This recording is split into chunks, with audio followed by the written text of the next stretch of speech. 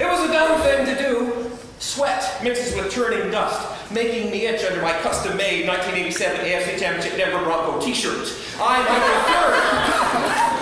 hiking third in a party of three. You know, the one forced to dodge the rock slides as we scaled the ravine into the highest face of White Rock and Spearfish Canyon. It's a short hike from Link Road, but it's all up. You know, I have no memory of any rational thought going into this little expedition. Only a driving desire to do something daring and unique. Something to remember our final night in the Black Hills, where we spent the entire summer working at counselors at Thunderhead Episcopal Camp.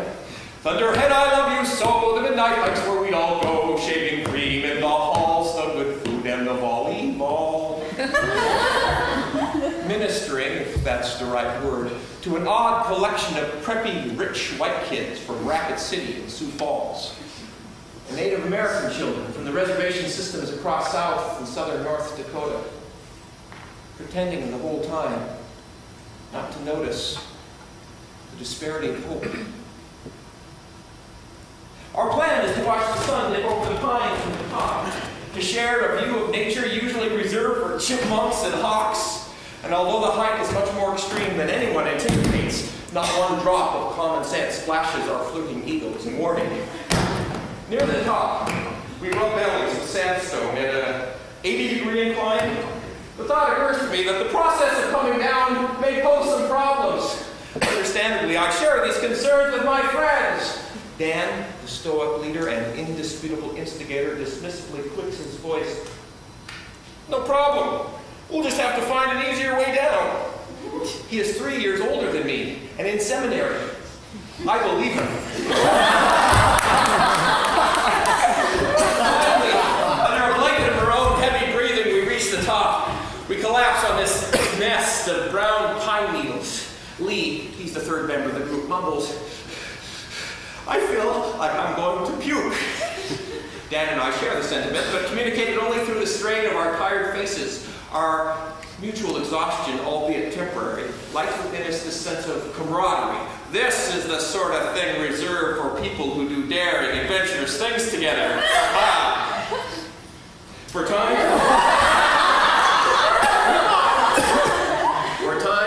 we simply sit and watch the coming dusk shade the sky with cinnamon. Rested, we move from our perch onto the milky cliff. With each tentative step towards the edge, the majestic beauty of Spearfish Canyon opens before us like a door. Great dark green pines clothe the adjoining cliffs in suits of wood, leaving only bald, misshapen head of white, unprotected stone. The colors of evening splash shades on the rocks and ravines, playing with their shapes. With surprising speed, we watch the sun dip beyond that western canyon wall. Actually, the sunset was a lot less spectacular than we'd hoped. It kind of dropped in one spot rather than illuminating the universe. Still, the view was cooler, and we three enjoyed the moment and the comfortable conversation. Sure is pretty, huh? Yeah, we should have done this a long time ago. You know what I'm going to miss most about this place? The fact that there aren't any mosquitoes up here. I swear I haven't been bitten by a mosquito in 3 months.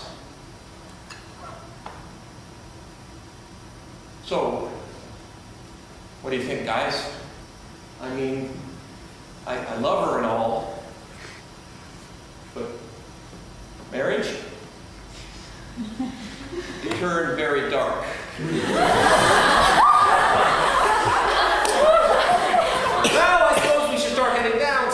Brushing off his ivory blue jeans faded to the point of novelty. Looks like we can cut, well, you can't really see it anymore now that it's so dark, but before it got so dark, I noticed that the ravine on the left side of the canyon wall kind of knifes over to the right more gradually.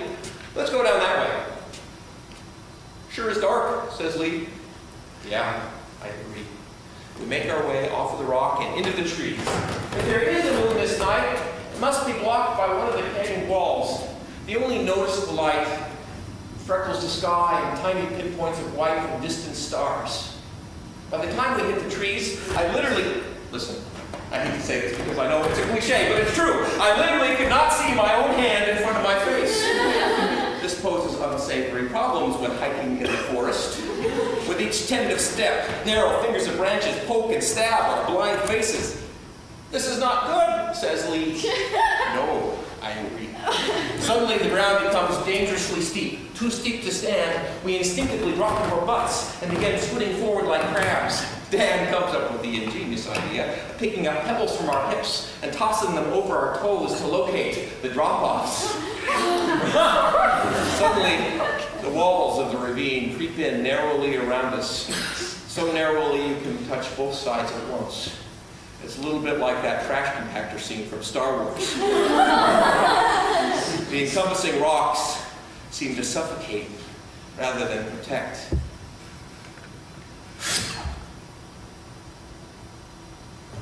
The sound of rocks separating from the earth, kind of an unusual sound, really only found in nature. Here, I'll try again.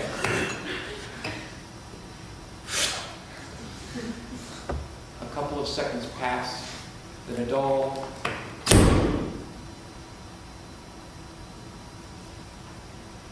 Dan? Dan? Only the otherwise soothing sound of sliding sand makes its way up to our ledge. Dan! We shout. He's behind me, above me, in the trees, in the darkness. I can't see him. What is going on? Breaking our panic, Dan's voice wafts up from below. Hello? He questions. God, it's clearly Dan's voice, but it sounds as if it's coming from a source other than Dan. Dan, are you okay? Yeah. But there's warm liquid running down my shoulders.